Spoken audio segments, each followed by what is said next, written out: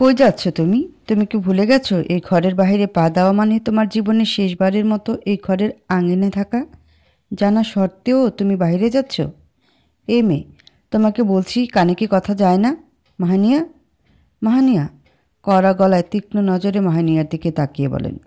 কিন্তু মাহানিয়া কোনো রেসপন্স না দেওয়ায় তিনি রেগে তার গালে ঠাস চড় লাগিয়ে দিলেন মিসেস রুকসানা হায়দার। মাহানিয়া চর খেয়ে জমের মতো দাঁড়িয়ে আছে, কিছু বলছে না, চুপ করে মিসেস রুকসানার দিকে চেয়ে থাকলো। কি বেশরম মাইয়া, থাপ্পড় খেয়েও পার কমেনি। যা, বের হো ঘর থেকে, এক্ষুনি বের হয়ে যা বলি তিনি মাহানিয়ার বাহুডোরা চেপে ধরে বাইরে ধাক্কা দেয়। মাহানিয়া গিয়ে ফুলদানির কাছে পড়ে। একটুর জন্য তার কপালটা ফাটা থেকে বেঁচে গেল, নয়তো তার কপাল ফুলদানির গায়ে লেগে থাকা কাজ তার কপালে ঢুকে যেত। মিসেস রুকসানা মুখ বাঁকিয়ে দরজা বন্ধ করে মাহানিয়ার সামনে। মাহানিয়া দরজার দিকে তাকিয়ে বাঁকা হেসে দাঁড়িয়ে নিজের কাপড় থেকে ধুলা ঝাড়তে লাগে। ওহ মেরি ডেভিল স্টেপ মম, আপনি আমায় বের করে দিয়ে খুব গুড জব করেছেন। এবার আমিও গেলাম ট্রাভেলিংয়ের মজা নিতে। আপনি আমায় বের করেছেন, এবার ড্যাডির বকার থেকে আপনাকে কে বাঁচাবে দেখব। থাপ্পড়ের বদলে আপনি খাবেন বকার ছুরি। Tata tata. বিড়বিড়ে এসে বাসার দিকে এক নজর দেখে বাঁকা হেসে গাছের ঝাড়ের পাশে নিজেকে আড়াল করলো। সরু চোখে সে গেটের দিকে তাকায়। সেখানে দারোয়ান চাচাকে ঘুমাতে দেখা গেল। চাচা, আপনি ঘুমিয়ে তো আমার কাম আরও ইজি করে দিলেন। এবার আমি এখান থেকে উধাও হতে পারবো। ইয়া হো, আস্তে করে চিৎকার দিয়ে বলে। সে ধীর পায়ে গেটের দরজা খুলতে দারোয়ান চাচার বাসার জানালা থেকে ঝুলিয়ে রাখা চাবিটা নিল। আস্তে আস্তে দরজাটা খুলে বাইর হয়ে দরজাটা বেঁধে চাবিটা হাতের তর্জনী আঙ্গুলে ঘোরাতে ঘোরাতে নিজের বাইকের দিকে আসলো। সে নিজের ব্রাউন কালারের বাইকটা দেখে খুশির ঠেলে লাফিয়ে ওঠে। বাইকের গ্লাসে একটা চুমু দিয়ে বলে, চলি মেচেলি দেখো প্যার কি গালি, আহা মেচেলি মেচেলি দেখো প্যার কি গালিয়া, আহ क्या मौसम है, বাহ মজা আয়া। দাঁত কেলিয়ে হেসে সে বাইকের মধ্যে একটা ব্যাগ ঝুলিয়েছিল, সেটা হাতে নিয়ে খুলে পশম উষ্ণ তুলতুলে ধরনের জিনিস বের করে নিজের মুখের সাথে লাগিয়ে হাঁক করলো। শীতের মৌসুম, ওই উফ কি যে ঠান্ডা, আর গায়ে জ্যাকেট হবে না তা কি তো হতে পারে। মাহানিয়া গায়ে পশম উষ্ণ জ্যাকেটটা পরে হেলমেট পরল। বাইকে চাবিয়ে ঢুকিয়ে সে তার হাতে থাকা গেটের দরজার চাবি সরু নজরে দরজার নিচের দিকে টার্গেট করে হলো ছক্কা। চাবিটা টার্গেট বরাবর ছুঁড়ে মারে। এতে চাবিটা দরজার নিচে গড়িয়ে ভেতরে ঢুকে যায়। সে বাইক স্টার্ট করে রওনা দেয়। মাহানিয়া যাওয়ার 30 মিনিট পর ব্যাকসাইড রোড দিয়ে ড্যাড মিস্টার দাফিক হায়দার এর গাড়ি গেটের কাছে আসে। তিনি পিছের সিটে বসে হাতের মধ্যে ফাইল নিয়ে দেখে সব ডকুমেন্টারি চেক করতে থাকেন। ড্রাইভার গেটের কাছে এসে হর্ন বাজায়। দারোয়ান চাচা হর্নের সাউন্ড শুনতে তাড়াতাড়ি নিজের মুখে বোতলের পানি ছিটিয়ে নিজের টুপি ঠিক করে হাতে লাঠি নিয়ে দরজা খুলে দেয়। মিস্টার দাফিক ফাইলের দিকে নজর রেখেছিলেন। দারোয়ান চাচা ওনার ফেস স্বাভাবিক দেখলেও মনে মনে তিনি খুব ভয়ে আছেন। তিনি দাফিককে দেখিয়ে স্যালুট করে। দাফিক দেখে নিজের মাথা নাড়িয়ে বলে। দারোয়ান চাচা গেট লাগিয়ে নিজের বাসার দরজার সামনে বসে পড়ল। মিসেস রুকসানা টেবিলের সামনে হাঁটাহাঁটি করছে। কি বলবে নিজের স্বামীকে সেই ব্যাপারে ভাবতে থাকেন। কিছুক্ষণ আগেই তিনি মাহানিয়াকে ঘর থেকে ধাক্কা মেরে বের করেছিলেন। সেই কথা যদি ওনার স্বামী জানে তাহলে না জানি কি করবে, সে ভয়ে তিনি চিন্তায় বিভোর হয়ে পড়ে। মেয়েটা দুই দিক থেকে বিপদ, এক তো বাপের দুলারি, আরেক নিজের মন মানি করে বেড়ায়। বাপের দুলারি না হলে অনেক আগে ঘর থেকে ধাক্কা মেরে রাস্তায় পৌঁছে দিতাম, কিন্তু না, ওনা তো নিজের সন্তান বলতে শুধু মাহানিকেই চোখে পড়ে। আর সন্তান নেই এমন বিহেভিয়ার নিজের ছেলের খবর তো একবারও ঠিকভাবে নেন না। না জানি কোন দিন এই কুফওয়ালি মেয়েটা বাসা থেকে রফা দফা হয়। আল্লাহ ওই দিনটা তাড়াতাড়ি দেখায়েন। মিসেস রুকসানা ভেবে মুখের উপর বিড়বিড় করতে থাকে। মিস্টার দাফিক ভেতরে ঢুকতেই ছেলে মেয়ের এসে ওনার স্যুট হাতে নিয়ে নেয়, সাথে ওনার হাতে জুস দিল। তিনি জুস হাতে নিয়ে সোফায় বসে খেতে লাগেন। জুস খেয়ে গ্লাসটা টি টেবিলে রেখেই ড্রয়িং রুমের পাশের বেডরুমের দিকে তাকায়। মাহানুমা, দেখো আমি চলে আসছি, আর তাড়াতাড়ি আমার কাছে আসো। দেখো তো তোমার জন্য আমি কি এনেছি। মাহানু। তিনি দরজা বন্ধ দেখে বসা থেকে উঠে সেদিকে গেলেন। দরজা খুলে দেখেন ভেতরে কেউ নেই, পুরো রুম অন্ধকার। ভেতরে ঢুকে আলমারি খুলে দেখেন। খোলার পর ওনার চোখ ছানাবড়া হয়ে যায়। মাহানিয়া নিজের কিছু কাপড় চোপড় লাগেজে ভরে নিয়ে গেছে। এই কথা নিজেই ভেবে রেগে দরজা বন্ধ করে এসে মিসেস রুকসানার বাহুডোরা চেপে ধরেন। তিনি এত জোরে চেপে ধরায় ওনার কান্না পেল, ব্যথা যেন ওনার বাহুডোরে লাল দাগ পড়বে এমন অবস্থা হবার উপক্রম। তুই মা না অন্য কিছু, মেয়েকে আগলে রাখতে পারিস না? মাহানিয়া ঘর থেকে পালিয়ে গেছে আর তুই কি ঘুম মারতেছিলি? বল বল, কথা বলিস না কেন? আমি আমি আসলে কাজ করছিলাম। কাজ করতেছিলি? ওয়েট, মিলা, মিলা। রেগে বাসার এক মেয়েকে ডাক দেয়।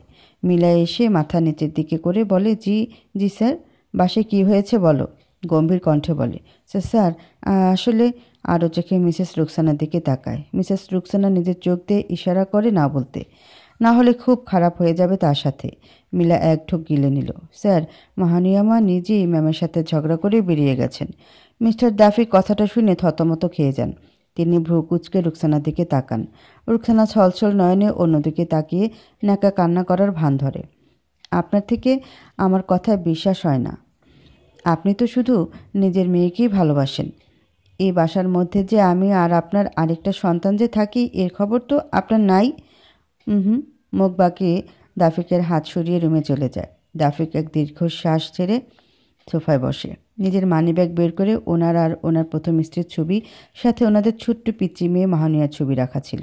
সেটা দেখে বলেন, মা, আজও নিজের বাবাকে বুঝলে না। তোমার হুটহাট বেরিয়ে যাওয়াটা আমার মোটেও পছন্দ না। কেন চলে যাও? তোমার মাকে তো হারিয়েছি, এখন তোমাকে হারালে আমি কী নিয়ে বাঁচব? আর যেখানে তোমাকে হারানোর কথা সেটা আমি দেব না, কারণ বিপদ কাছাকাছি আছে, বাতাসের বেগে সে তোমায় খুঁজতেছে, কিন্তু আমি তাকে কখনো তোমার দ্বারের কাছেও যেতে দেব না। কঠোর গলায় তিনি মাহানিয়ার ছবির দিকে তাকিয়ে বলেন, মাহানিয়া হলো মিস্টার দাফিক আর ওনার প্রথম স্ত্রী মিসেস রেহনুমার সন্তান। তার মা মাহানিয়া যখন 5 বছর ছিল তখন এক দুর্ঘটনায় শিকার হয়ে মারা যান। তখন মাহানিয়া খুব ছোট দেখে পরিবারের সবাই দাফিককে দ্বিতীয় বিয়ে করার জন্য খুব চাপ দেয়। তিনি না চাওয়া সত্ত্বেও দ্বিতীয় বিয়ে করেন মিসেস রুকসানাকে। তিনি দাফিকের প্রথম স্ত্রীর কথা জানতেন। স্বাভাবিকত কেউ সহজে বিয়ের জন্য রাজি হয় না। কেউ রাজি হয় সব কিছু মেনে, আবার কেউ রাজি হয় ধন সম্পত্তির জন্যে। এরকম মনের মধ্যে অসৎ ধারণা চেপে রাখলে সেটা হাসিল করতে মানুষ যে পিছপা হন না, ঠিক সেরূপ উদ্দেশ্যে রুকসানা বিয়ে করলেন দাফিক হায়দারকে। বিয়ের 1 বছর পর ওনাদের বাসা আলোকিত হলো এক পুত্র সন্তানের মাধ্যমে। মাহানিয়া তখন মাত্র 6 বছরের হলো। রুকসানা মাহানিকে দু চোখে সহ্য করতে পারতেন না, যেমনটা এখনও। তিনি চেয়েছিলেন বিয়ের পর কোনোভাবে দাফিককে মানিয়ে মাহানিয়াকে অরফানেজে পাঠাবে, কিন্তু তা আর হলো কই। দাফিক নিজের মেয়েকে খুব ভালোবাসে। তিনি দ্বিতীয় বিয়ে করলেও নিজের প্রথম সন্তানের প্রতি ভালোবাসা কমাননি। কিন্তু তাদের মাঝে মাহানিয়ার জীবনে দাফিক ছাড়াও আছে এমন একজন যে তাকে নিজের নেশা বানিয়ে ফেলেছে। তার ব্যাপারে পরে জানবেন সামনে। মাহানিয়া রাইডিং রোডে ট্রাফিক সিগন্যাল পড়ায় বাইকটা দাঁড় করায়। পাশে 2টা গাড়িও আছে, তারাও ওয়েট করতেছে। তার পাশে রোড থেকে সব গাড়ি যাতায়াত করছে। এমন সময় এক গাড়ি হেলে দুলে আসতে লাগে, মানে গাড়িটার টায়ার পাংচার হয়ে গেছে এমন লাগছে। মাহানিয়া সেই গাড়ির ভেতরে কে আছে তা দেখার চেষ্টা করতে থাকে। আজীব গাড়ি চালাচ্ছে তো, ডেরিং বেরিং কেন করতেছে? গাড়ির পাম্প ফুটে গেল নাকি? গাড়িটা মাহানিয়ার ঠিক সামনে চলে আসে। মাহানিয়া পাশের গাড়ির মানুষগুলোকে সেই গাড়িটার দিকে হাঁ করে তাকিয়ে থাকতে দেখে রেগে বাইকের হর্ন বাজাতে থাকে। মানুষগুলো মাহানিয়ার দিকে তাকালো।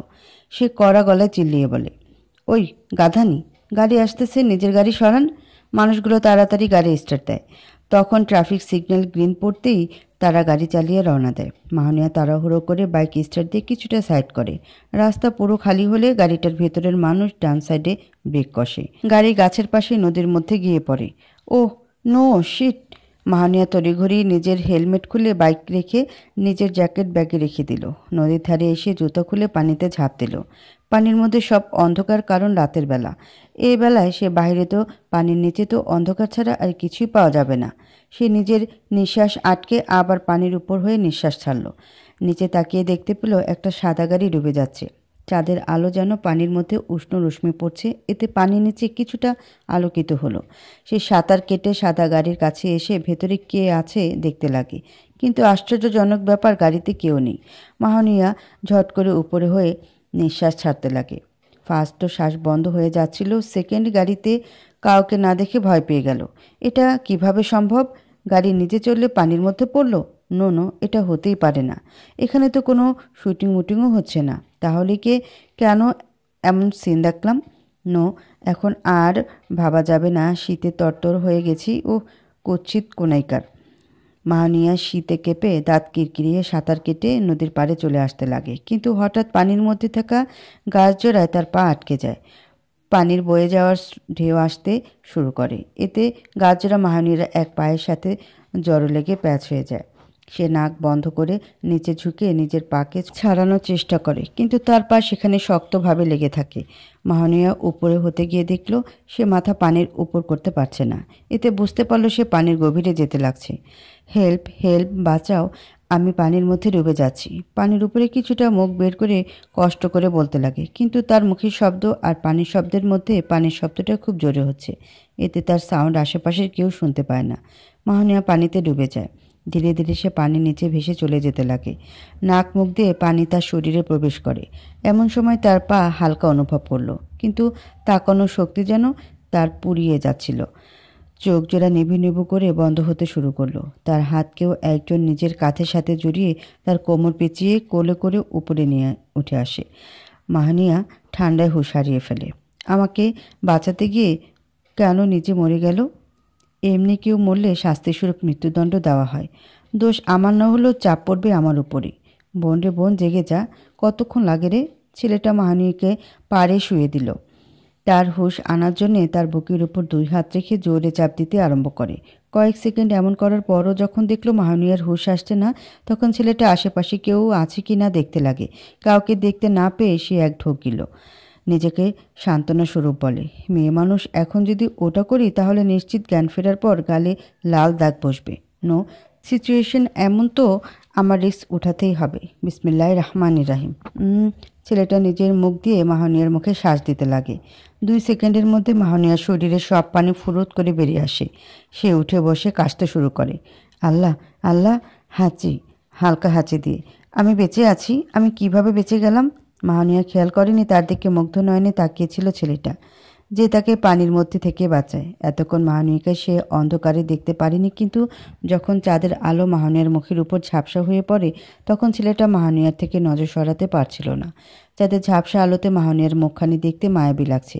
সে দেখতে শ্যামল বর্ণের, কিন্তু তার মুখের দিকে তাকালে যে মায়াবী লাগে তা এই মুহূর্তে ছেলেটার কাছে লাগছে। সে দেখল মেয়েটার ভ্রুগুলো ঘন কালো, চুলগুলো ভিজে একদম গায়ের সাথে লেপ্টে আছে। ঠান্ডায় তার গায়ের রং ফর্সার মতো হয়ে আছে। ঠোঁটজোড়া তাজা গোলাপি হয়ে আছে। এই ঠোঁটজোড়া কিছুক্ষণ আগে সে নিজের ঠোঁট বসিয়েছিল, ভাবতেই যেন তার মনে লাড্ডু ফুটতে থাকে। কিন্তু সে লাড্ডুটা এক সাইডে রেখে নিজের মাথা ঝাঁকুনি দিল। মাহানিয়া পাশে মুখ ঘুরিয়ে দেখে একটা ছেলে তার দিকে সরু নজরে তাকিয়ে আছে। ও, আপনি আমায় বাঁচালেন, শুক্রিয়া আপনাকে। এবার উঠি। আমার পা কেন ব্যথা করছে? মাহানিয়ার কথা বলতে বলতে উঠে দাঁড়াতে গেলে তার পায়ে ব্যথা অনুভব করে। সে পা ধরে মাটিতে বসে পড়ে। ছেলেটা মেয়েটার কাণ্ড দেখে বলে, মিস টুবুরি, আপনার পায়ে মোষ পাতা লেগেছে। নুনের ছিটা না দেওয়ার আগ মুহূর্ত পর্যন্ত আপনার পা ক্রমশ ব্যথা করবে। আপনি চাইলে আমি আপনাকে নিজের বাসায় নিয়ে যেতে পারি। মাহানিয়া চোখ শুরু করে ছেলেটার দিকে তাকিয়ে বলে, কেন? আপনি কি আমার সাথে বেহাগিরি করার চিন্তাভাবনা করছেন? যদি করেন তাহলে বলে রাখি, আমি ক্যারাটি পারি, ডুসুং ডুসুং করে মেরে দিব। ছেলেটা মাহানিয়ার কথা শুনে ভ্যাবাচাকা খেয়ে যায়। সে রেগে বলে, হ্যালো মিস, আমার শখ নেই আপনার সাথে বেহাগিরি করার। দায়িত্বের খাতিরে করতে চেয়েছিলাম, কিন্তু আপনি তো মহাভারত পার করে কোন জগতে চলে গেলেন। থাকেন আপনি আপনার মতো ব্যথা নিয়ে। যখন আউল ফাউল শেয়াল, কুকুর, কুমির, ভূতপিতনি নিয়ে যাবে তখন আমার কথা মনে পড়বে। আমি তো গেলাম, বাই। মাহানিয়া এতক্ষণ চেঁচালেও ছেলেটার কথা সব দিকে তাকিয়ে দেখে পুরো রাস্তাঘাট খটখটে অন্ধকারাচ্ছন্ন হয়ে আছে। সে জোরে না চিৎকার দিয়ে ওঠে। ছেলেটা থতমত খেয়ে মাহানিয়ার কাছে এসে বলে, এ মেয়ে, চিল্লাচ্ছেন কেন? আপনাকে কি কিছু করেছি আমি? মাহানিয়া ন্যাকা কান্না করে বলে, ভ্যা, এত নির্জন জায়গায় আমার মতো নিষ্পাপ মেয়েকে ফেলে যেতে আপনার মায়া হচ্ছে না? মায়া কেন হবে? তুমি কি আমার বউ লাগো? বাঁকা হেসে মাহানিয়ার রিয়েকশন দেখার জন্য ওয়েট করে। না না, মানে আপনাকে আমি হেল্প করতে গিয়েছিলাম আর আপনি তো বেঁচে গেলেন, কিন্তু আমাকে তো মরতে হলো। মরেছ কি? আরও চোখে তাকিয়ে বলে, বাহ, ভালোর তো কোনো কদরই নেই। আমি আপনার জন্য পানিতে ডুব দিলাম আর আপনি কি করতেছেন? আমাকে একা ছেড়ে যাচ্ছেন? এত স্বার্থপর কেউ হয়?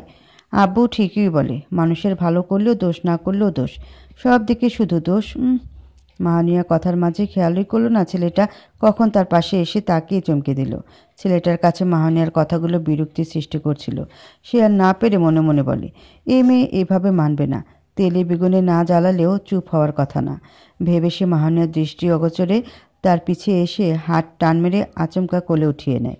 মাহানিয়া চোখ পাকিয়ে তার দিকে তাকায়। দেখতেই 6 দফার না 11 দফার মতো রীতিনীতি মেনে ক্রাশ খেলো। ছেলেটার গায়ে সাদা টি শার্ট ছিল, ভিজে যাওয়ায় সেটা তার গায়ের সাথে লেগে আছে। এমনকি তার সিক্স প্যাক বডিটা টি শার্টের ওপরে এমনভাবে দেখা যাচ্ছিল যা দেখে মাহানিয়ার জ্ঞান হারানোর মতো অবস্থা। গায়ের রং বেশ মাশাআল্লাহ বিদেশি চামড়ার মতো। গালে একটা টোল দেখা যাচ্ছে, হাসলে মনে হয় সেটা ফুটে উঠবে। চুলগুলো যেন হিরোর চেয়েও বেশি আকর্ষণীয়। মাহানিয়া তার কাজ জড়িয়ে আছে ঠিকই, তবে ছেলেটার শরীর একদম জমের মতো শক্ত হয়ে আছে। অবশ্যই ভারী শক্তই হবে, বডি বিল্ডার বানিয়ে যে রাখলো নিজেকে। মাহানিয়া এসব ভেবে কোলাতে পারছে না, কারণ ক্রাশের উপর ক্রাশ খেতে খেতে কোন সময় বিক্রাশ হয়ে যায় সে চোখ সরিয়ে নেয় ছেলের থেকে। ছেলেটা তাকে নিয়ে রাস্তার মোড়ে আসলেই একটা হাইফাই 5 স্টার গাড়ির সামনে এসে দরজা খুলে দেয়। মাহানিয়া গাড়িটা দেখে কোনো এক মার্সিডিজ কার এর কল্পনায় জড়ে যায়।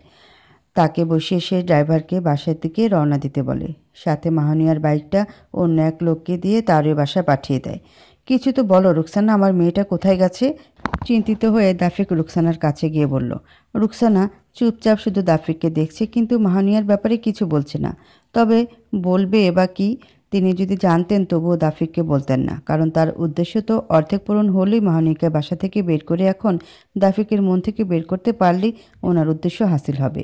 দাফিক রেগে রুকসানাকে বলে, চুপ করে আমার রাগ বাড়াচ্ছ কিন্তু? আমি জানি তুমি সব জানো, বলো এখন এই যে আমার মেয়ে কোথায় গেছে? এবার রুকসানা ন্যাকা কান্না শুরু করে দেয়। আপনি শুধু আমার উপরেই আরোপ লাগাচ্ছেন। আপনার মেয়ে যে কত বড় অসৎ মেয়ে হচ্ছে সেটা তো আপনি জানেন না। কিভাবে নিজের মাকে ধাক্কা দিয়ে বাইরে চলে গেল আপনি বাসায় থাকলে দেখতেন। শাড়ির আঁচল দিয়ে চোখ মোছার ভান করে নাটক করে। দাফিক অন্যদিকে ফিরে গম্ভীর কণ্ঠে বলে, মাহানিয়া এমন মেয়ে নয় রুকসানা। তাকে আমি নিজের চেয়েও বেশি বিশ্বাস করি। তার রক্তের মধ্যে আমার রক্ত মিশে আছে। আজকে প্রথম বললা তাই মাফ করলাম, পরের বার যদি বলো তাহলে আমার চেয়ে খারাপ আর কেউ হবে না। ধমকের সুরে বলে তিনি রুম থেকে বেরিয়ে যান। রুকসানা রেগে পাশে থাকা পানির জগ ঠেলে ফ্লোরে ফেলে দেয়। জগটা কাচের হয়, ভেঙে যায়, কিন্তু তাও ওনার রাগ কমেনি। দাফিক ড্রাইভারকে গাড়ি বের করতে বলে। নিজের অফিসে এসে ম্যানেজারকে তাড়াতাড়ি মাহানিয়ার ফ্রেন্ডসকে কল দিতে বলে। কিন্তু স্যার, মামনি তার ফ্রেন্ডের কাছে যাবে? হয়তো, আবার নাও হতে পারে, কিন্তু আমি যে কোনোভাবেই আমার মেয়েকে চাই। তাকে খুঁজে না পেলে আমার হনুমার মতো তাকেও। না না, আপনি এখনই তার সব ফ্রেন্ডদের থেকে কথা জানার চেষ্টা করেন। দাফিক মাহানিয়াকে খুঁজতে লেগে পড়ে। নাও শাড়ি পরে নাও, নয়তো ঠান্ডা লাগবে। শাড়িটা মাহানিয়ার দিকে এগিয়ে দিয়ে বলে ছেলেটা।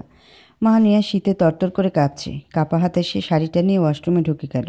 তখন রুমের মধ্যে নক পড়ে। ছেলেটা দরজার দিকে তাকালেই দেখতে পায় তার মা মিসেস হাবিবা হাতে খাবার নিয়ে দাঁড়িয়ে আছেন।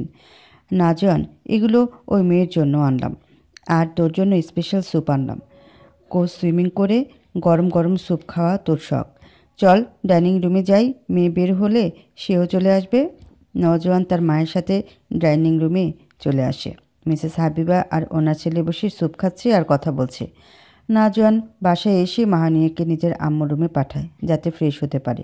মাহানিয়াকে পাঠিয়ে সে নিজেও ফ্রেশ হয়ে চলে আসে। তখন মাহানিয়াকে সেই ডুবুরির রূপে দেখে মেজাজ গরম হয়ে যায়। ধমক দিয়ে বলে, এখন ও ড্রেস চেঞ্জ করনি, পরে ঠান্ডা লাগলে আমার দোষ হওয়ার জন্যে? মাহানিয়ার মাথা ভো ভো করে চক্কর খাচ্ছে। এতক্ষণ ঠান্ডা নদীর পানি তার শরীর স্পর্শ করায় জ্বরের প্রভাব এসে বিস্তার করে তার উপর। কিন্তু যখন নাজওয়ান ধমকি দেয় তখন মুখ ফুটে বলে, আমার কাছে ড্রেস নেই। নাজওয়ান দেখলো মাহানিয়ার কাছে সত্যি কিছু নেই। সে অনুশোচনার মতো ফিল করে বলে, আই এম সরি, আমি ভুলে গিয়েছিলাম। ওয়েট, এখনই ড্রেসের ব্যবস্থা করে দিচ্ছি। এই বলে নাজওয়ান মাহানিয়াকে একটু বাহিরে দাঁড়াতে বলে। সে নিজে মিসেস হাবিবার কাবার্ড খুলল। এতগুলো শাড়ির মাঝে নাজওয়ানের চোখ আটকালো ব্লু কালার শাড়ির উপরে। সে ব্লু শাড়িটা হাতে নিয়ে মাহানিয়াকে ভেতরে আসতে বলে, তারপর শাড়িটা দিয়ে ওয়াশরুমে যেতে বলে। শোন, এখন বল কি হয়েছে মেয়ের সাথে? ঝগড়া নাকি ভালোবাসা? মিসেস হাবিবার এমন কথায় তো নাজওয়ান প্যাবলাকান্তের মতো তাকায়। মম, কি বলছো তুমি? কুড়িয়ে পেয়েছি মেয়েটাকে। কি বলছিস? কাউকে কি কুড়িয়ে পাওয়া যায়? আর মেয়েটাকে দেখছিস, তার কাপড় চোপড় দেখে লাগে কোনো কুড়িয়ে পাওয়া মেয়ে? কথাটা শুনে নাজওয়ান কিছুটা ভেবে বসা থেকে উঠে বাইরে চলে যায়। তার মম সেভাবে বসে ছেলের যাওয়ার দিকে তাকিয়ে এক নিঃশ্বাস ছাড়লেন। কখনো আমার প্রশ্নের জবাব দেয় না এই ছেলে। মাহানিয়া শাড়ি পরতে পারছে না, ব্লাউজ পেটিকোট পরে আয়নার সামনে দাঁড়িয়ে রইল। এই জীবন রেখে লাভ কি? একটা শাড়ি যদি পরতে না পারি? উফ আল্লাহ, এত বড় শাড়ি দিছে ওই ডেভিল বেটা বজ্জাত উগান্ডা কোথাকার। এখন কাকে ডাকি? মাহানিয়া তাওয়াল দিয়ে নিজেকে পেঁচিয়ে দরজার বাইরে উকি দিয়ে বাইরের দিকে তাকায়। কাউকে দেখতে না পেয়ে ডাইনিং রুমে মিসেস হাবিবাকে দেখতে পেল। মাহানিয়া ওনাকে নিচ থেকে উপর পর্যন্ত দেখে মনে মনে ভাবে, ইনি হয়তো এ বাসার বড় কেউ, না হলে এত সুন্দরভাবে সিম্পল গেট আপ, তাও বউয়ের মতো। দেখতে তো বাসার গৃহিণী লাগছে। ডাক দেব?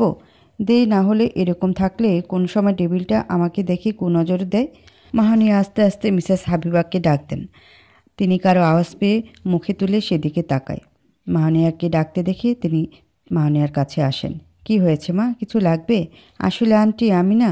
লজ্জা মার্কার ফেস করে চুপ হয়ে যায়। যদি উনি জানেন আমি শাড়ি পরতে পারি না, তখন ভাববে কি মেয়ে হলাম, একটা শাড়ি পরতে জানি না, মনে মনে বলে।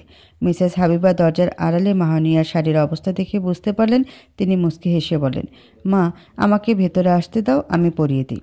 আন্টি স্বাভাবিক রিয়েক্ট আর উত্তর পেয়ে মাহানিয়া খুশি হয়ে ওনাকে আসতে দিয়ে দরজা আটকালো। শাড়ি পরা অনেকের জন্য কঠিন, আবার সহজও।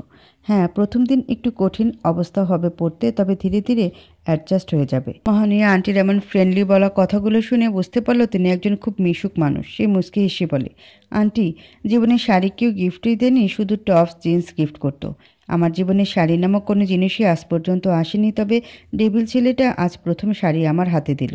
মিসেস হাবিবা ভুরবাকিয়ে মাহানিয়ার দিকে তাকিয়ে বলে, ডেভিলকে?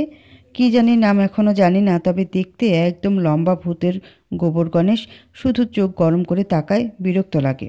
মিসেস হাবিবা নিজের ছেলের এমন বায়োডেটা পেয়ে হাসতে শুরু করে। মাহানিয়া মিসেস হাবিবার হাসির কারণ জানতে চাইলে তিনি শাড়ির আঁচল মাহানিয়ার কাঁধে সেট করতে করতে বলে, সে আর কেউ না, নাজওয়ান। আপনি কিভাবে জানেন ওনার নাম?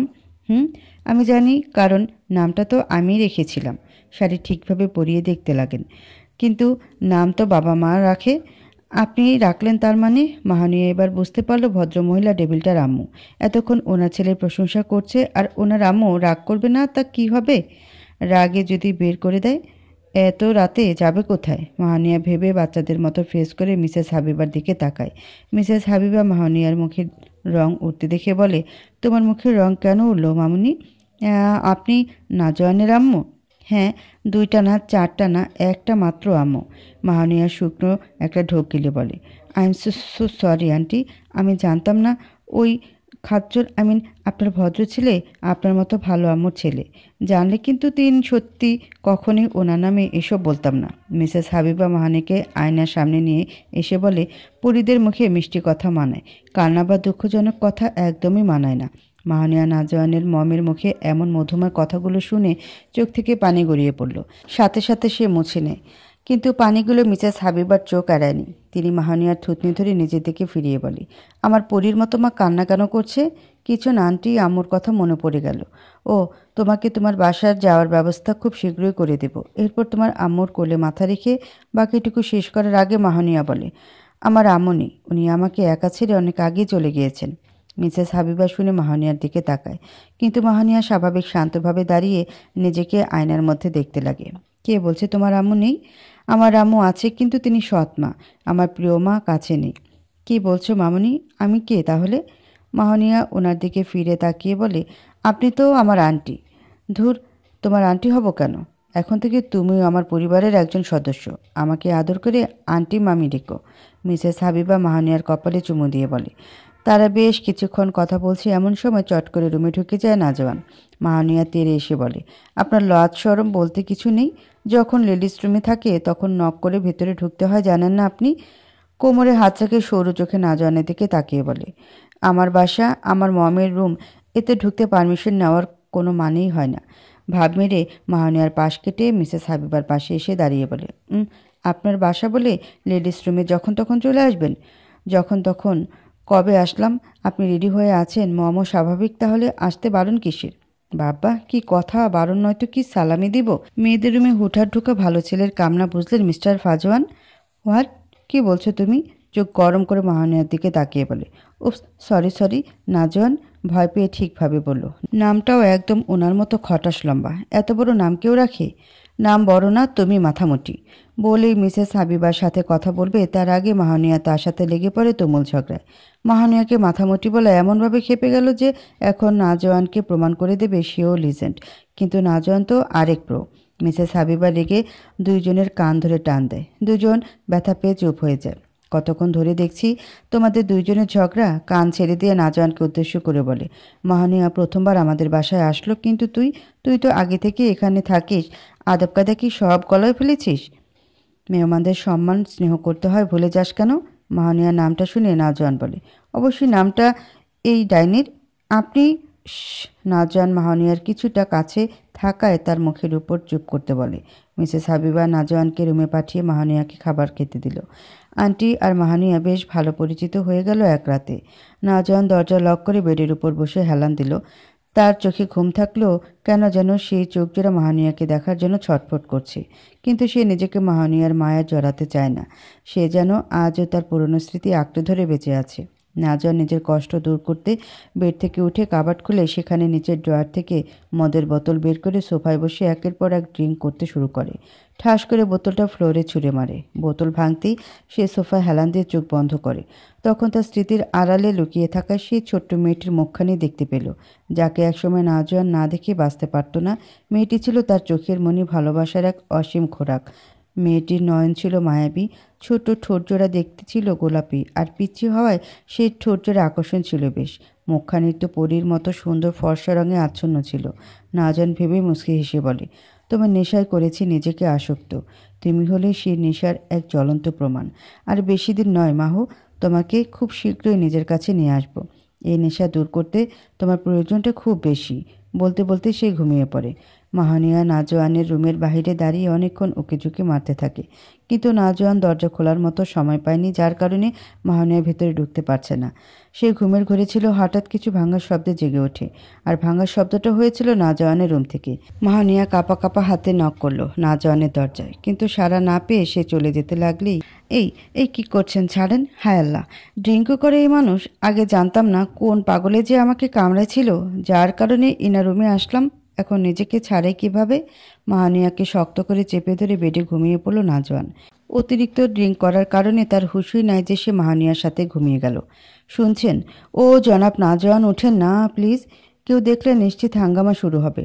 আল্লাহ, কেমন যেন লাগছে। কি করব? গোতাতেই ধুর, কিছু তো হবে যে বডি মাইরে। আমার গোতা আর ইঁদুরের হামলা একই ব্যাপার হয়ে যাবে। না, এইভাবেই ঘুমাতে হবে, কি আর করার। মাহানিয়ার চারপাশ ভেবেই যাচ্ছে, কারণ সকালে যখন কেউ তাদেরকে এভাবে দেখবে তখন যে তাদের বিয়ে দিতে কারো আপত্তি হবে না তা মাহানিয়া ভালোই বুঝতেছে।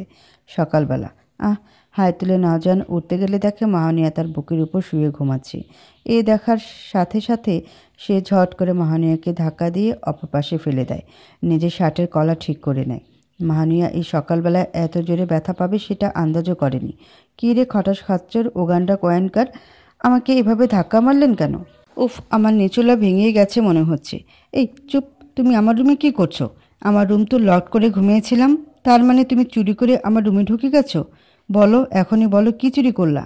মাহানিয়া ভ্যাবাচাকা খেয়ে যায় নাজওয়ানের বলা কথা শুনে। সে রেগে বলে, হ্যাঁ, আমার বয়ে গেছে যে আপনার রুমে চুরি করব।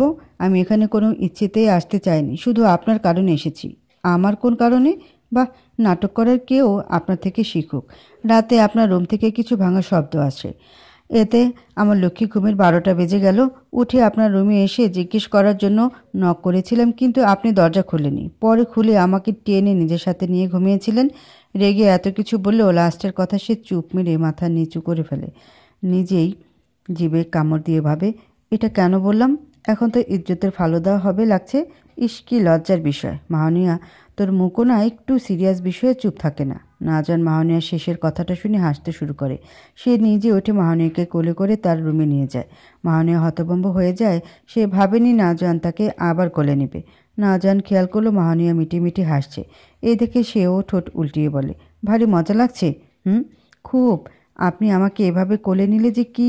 বাকিটা আর বলল না, আবার লজ্জায় চুপ মেরে অন্যদিকে তাকালো।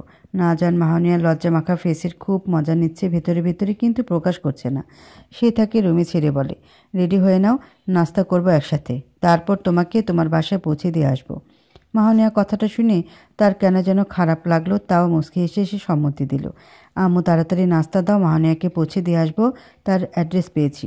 মিসেস হাবিবা নাস্তা হাতে নিয়ে টেবিলে পরিবেশন করতে করতে বলে, ওহ তাহলে তো ভালোই। মাহনিয়ার মাথায় হাত বুলিয়ে দিল। তোমার পরিচয়টা জানলে ভালো হতো। নাজান আরও চোখে মাহনার দিকে তাকিয়ে বলে, জি আমি মাহনিয়া হায়দার। আব্বু একজন সরকারি কর্মকর্তা, বর্তমানে একজন বড় বিজনেসম্যান। আমার বাসায় আব্বু ছাড়া আর কেউ আপন না। আম্মু আছে, তবে তিনি স্টেপ মাদার আর স্টেপ ব্রাদার আছে, কিন্তু সে আমাকে খুব ভালোবাসে, যত না তার মা আমাকে হেট করে। এবার অনার্স 3rd বর্ষে পড়ছি, আর একবার তারপর অনার্স শেষ হলে বাকিটুকু বলার আগেই নাজন হাত দেখে স্টপ করিয়ে দেয়। মাহনিয়াও এতক্ষণ ধ্যানমগ্ন হয়ে বলছিল। যখন নাজন স্টপ হতে বলে তখন চুপ করে পাশে তাকিয়ে দেখে মিসেস হাবিবা মুখ হালকা খোলা রেখে আর নাজন 2 হাত একত্র করে সরু নজরে তাকিয়ে আছে। নাস্তা করে নাও, বের হতে হবে। জানি, এক কথা না জানে কতবার শোনায়। কিছুক্ষণ পর গাড়ির টান দিয়ে নাজন মাহনার বাসার উদ্দেশ্যে রওনা দেয়। রাস্তায় অনেক রকম কথাবার্তা বলছে, তখন হঠাৎ নাজন গাড়ির ব্রেক কষে। মাহানিয়া একটির জন্য গাড়ির গ্লাসের দিকে ঝুঁকে ব্যথা পেতে, কিন্তু গায়ে বেল্ট আটকানো থাকায় বেঁচে গেল। তুমি কি দাফিক হায়দারের মেয়ে? নাজন ভ্রুকুচকে বলল। মাহানিয়া স্বাভাবিকভাবে বলে, হ্যাঁ, কিন্তু তুমি কিভাবে জানলে? নাজানের চোখ মুহূর্তে লাল টকটকে হয়ে পানি এসে ভর করে, যা মাহানিয়া স্পষ্ট দেখতে পেল।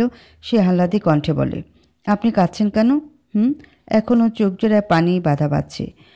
কখন যে ঝরবে সেই অপেক্ষায় খেলা করছে তার অশ্রুজোড়া। এতদিন পর নিজের আত্মাকে সামনে পেলাম, তাকে দেখে যে খুশির বন্যা বইতে চাই, সেটাই চোখের দ্বারা পূর্ণ হচ্ছে। কথা ঘোরাচ্ছেন কেন? সত্যি সত্যি বলেন না, কি হয়েছে? মাহু বলে সে চুপ করে মাহানিয়ার দিকে চেয়ে থাকে। হ্যাঁ বলেন। এবার সেও চুপ হয়ে যায়।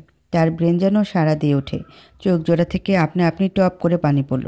ছোটবেলার সেই ছেলেটা যার কাছে প্রথম ভালো লাগা কাজ করেছিল মাহানিয়ার, সে ফার্স্ট মাহানিয়াকে নিকনেম দিয়েছিল নাজওয়ান। সবাই তাকে মাহানু ডাকে, কিন্তু নাজওয়ান ছিল ঘাটতারা। অন্যজন যা ডাকে তা সে একদমই ডাকবে না, তাই সে নিজেই আলাদাভাবে মাহু বলে ডাকে। শোন, এই নামে শুধু আমিই ডাকবো, অন্য কেউ ডাকলে বুঝে নি সে মাটির নিচে নিজের জায়গা করে ফেলছে। মাহানিয়া তখন ছোট ছিল, তাই তেমন একটা বুঝতো না, কিন্তু যতই বাইরে জগতের সাথে মোকাবেলা করতে শুরু করে তত তার জীবন কঠোরতায় চলে যায়। সব ভালো ছিল।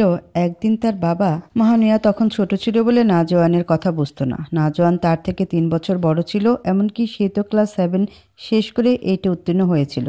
সেখানে মাহানিয়া মাত্র 4-এর স্টুডেন্ট। ভালোবাসার কথা তো কি, এর ভেতরের অনুভূতি সম্পর্কেও কিছু জানে না। নাজওয়ান মাহানিয়ার দিকে তাকিয়ে বলে, আমার কথা কি তোমার মনে নেই মাহু?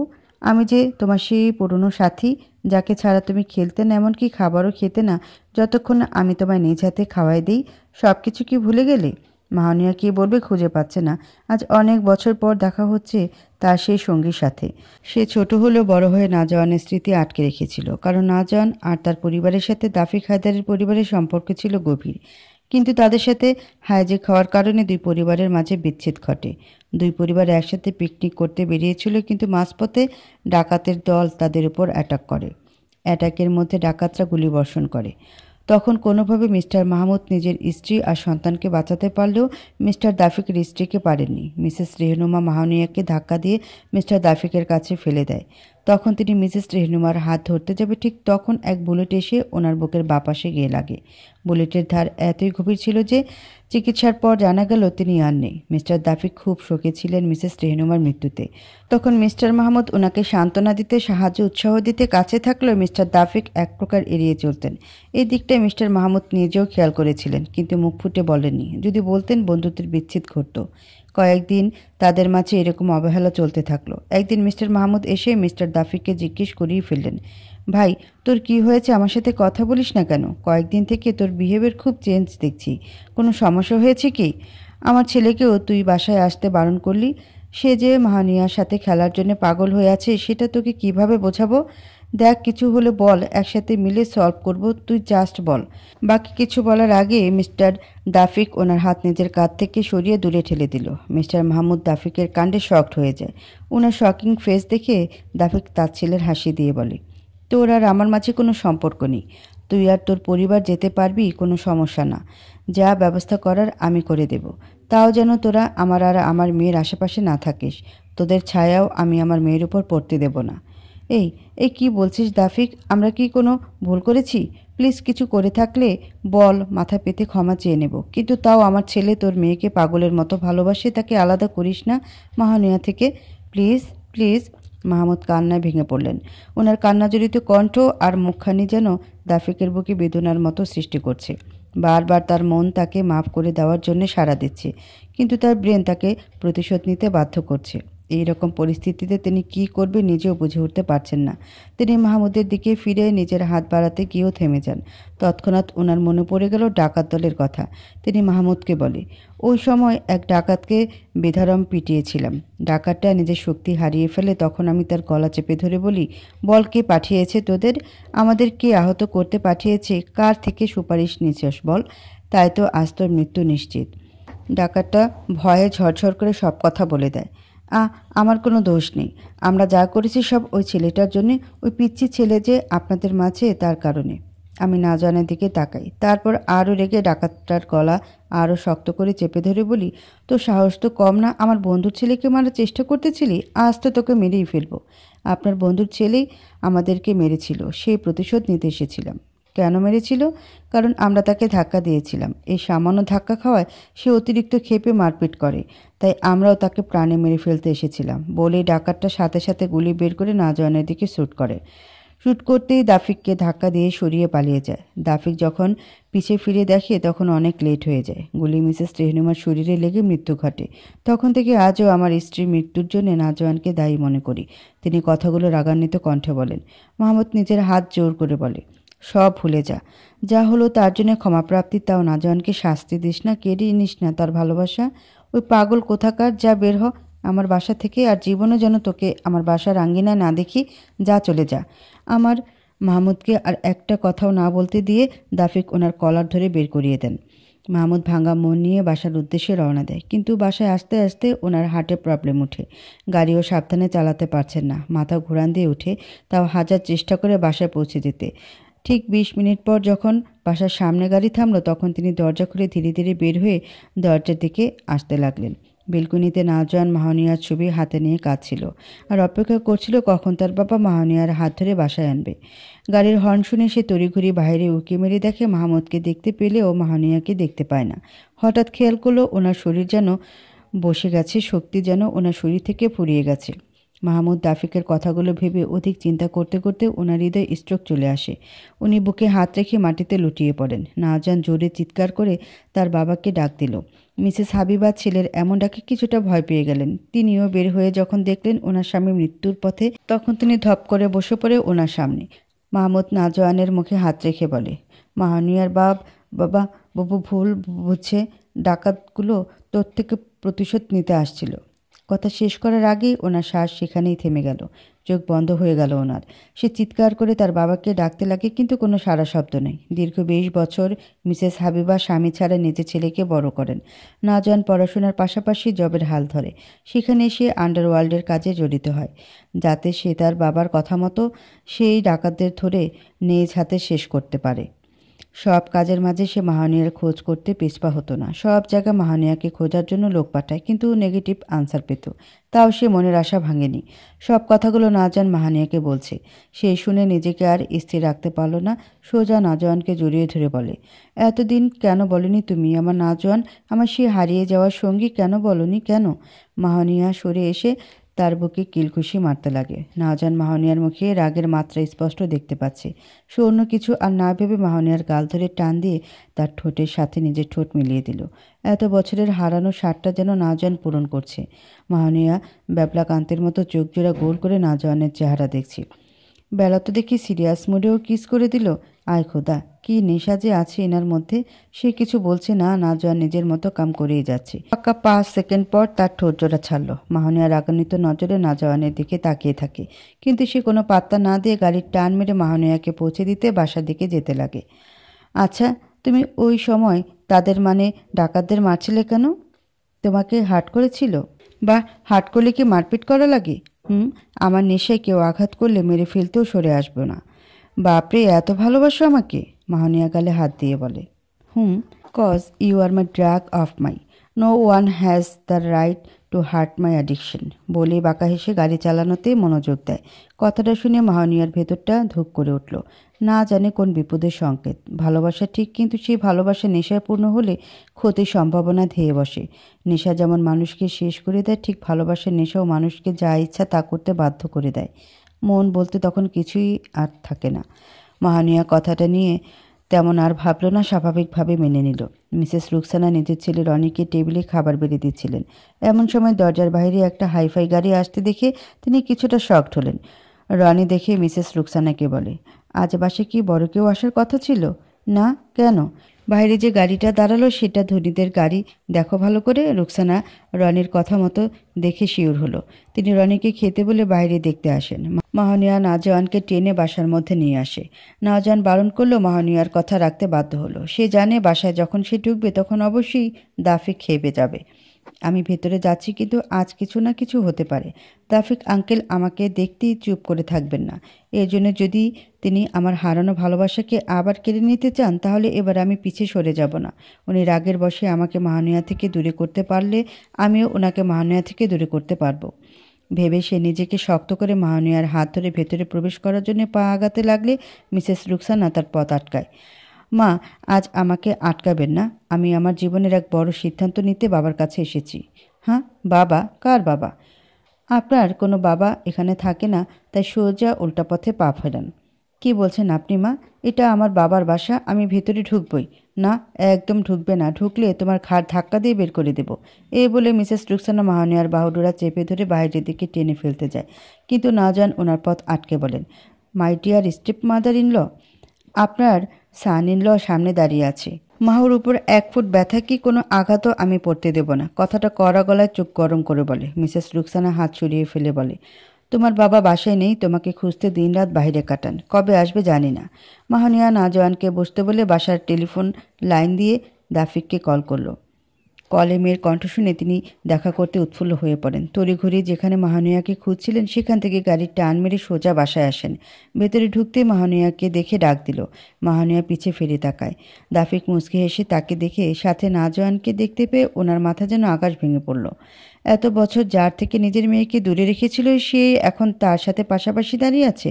না, আমার মেয়েকে এই গুন্ডা ছেলের থেকে দূরে করতে হবে ভেবে তিনি কড়া গলা মাহানিয়াকে বলে, এখনই নিজের রুমে যাও। যতক্ষণ আমি না বলছি ততক্ষণ বাইরে আসবে না। হ্যাঁ ড্যাড, কিন্তু তুমি এভাবে কেন বলছো? আচ্ছা যাই হোক, আজ তুমি জেনে অনেক খুশি হবে যে আমি আমার পুরনো সেই সঙ্গীকে পেয়ে গেলাম, আমার নাজওয়ানকে। তিনি মেয়ের কথা শুনে প্রচুর রেগে তার সামনে এসে